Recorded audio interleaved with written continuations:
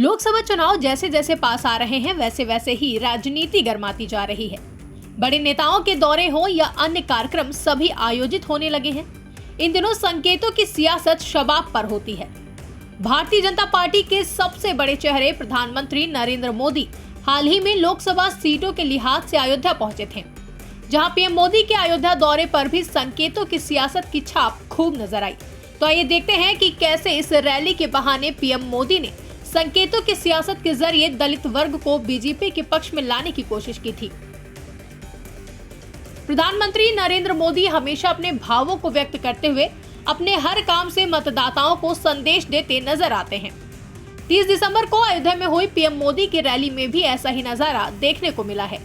Ayodhya airport के नए नाम से लेकर पीएम मोदी के गमछे तक अगर गौर करें तो दलित वोट अपने पाले में करने की कवायद साफ नजर आई।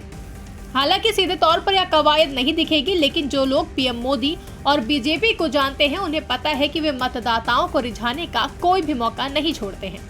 बता दें, लोकसभा में दलित वर्ग यानी कि एससी के लिए लगभग 84 सीटें रिजर्व होने का एक आंकड़ा है। दलित वर्ग देश की कुल आबादी में करीब 1/4 भागीदारी रखता है।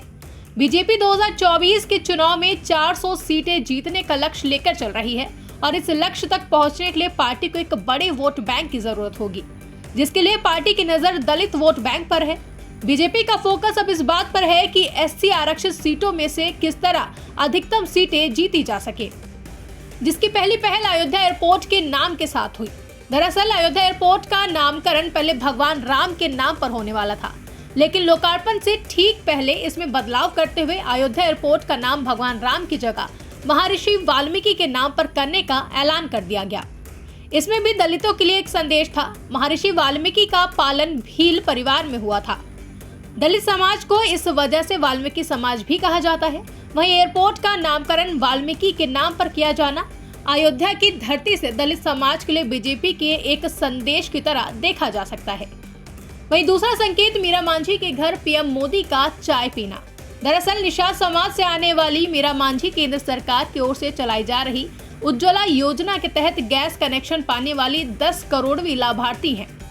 मोदी सरकार ने महिलाओं को धुएं से आजादी दिलाने के लिए मुफ्त गैस कनेक्शन देने की यह योजना शुरू की थी। पीएम मोदी का मीरा मांझी के घर पहुंचना और चाय पीना ओबीसी एमबीसी के साथ ही बिहार के दलितों के लिए भी संदेश है। मांझी जाति यूपी में ओबीसी में आती है, जबकि बिहार में इसे एससी का दर्जा प्राप्त है।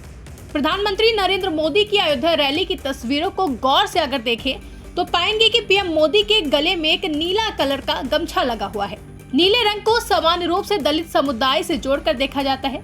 आसान शब्दों में कहें तो मायावती के नेतृत्व वाली बसपा के झंडे का रंग भी नीला है, तो वहीं दलित राजनीति के पिच पर उन्हें चुनौती दे रहे आजाद समाज पार्टी के चंद्रशेखर भी नीला गमछा लेकर चलते हैं।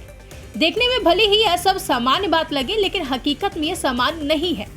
राजनीति में प्रतीकों का कब और कैसे इस्तेमाल करना है, पीएम मोदी और बीजेपी ने पिछले कुछ साल में ये प्रूफ करके दिखाया है। एक तरफ विपक्ष जहां 80 में 80 सीटों पर जीत हासिल करने का दावा कर रही है, वहीं बीजेपी की अपनी अलग ही रणनीति देखने को मिली है। एक तरफ राम मंदिर तो दूसरी तरफ बीजेपी की सांकेतिक राजनीति विपक्ष पर पूरी तरीके से भारी पड़ती दिखाई दे रही है। अब ये देखना दिलचस्प होगा कि पीएम मोदी की ये सांकेतिक राजनीति लोकसभा में कितना फायदा दे जाती है। बीजेपी अपनी 400 के पार वाले लक्ष्य में कितनी सीटें हासिल कर पाती है। फिलहाल के लिए इतना ही। देश और दुनिया की ऐसी ही तमाम बड़ी खबरों के लिए आप देखते रहे इंडिया पब्लिक खबर और हमारे YouTube चैनल को सब्सक्राइब करना ना भूलें।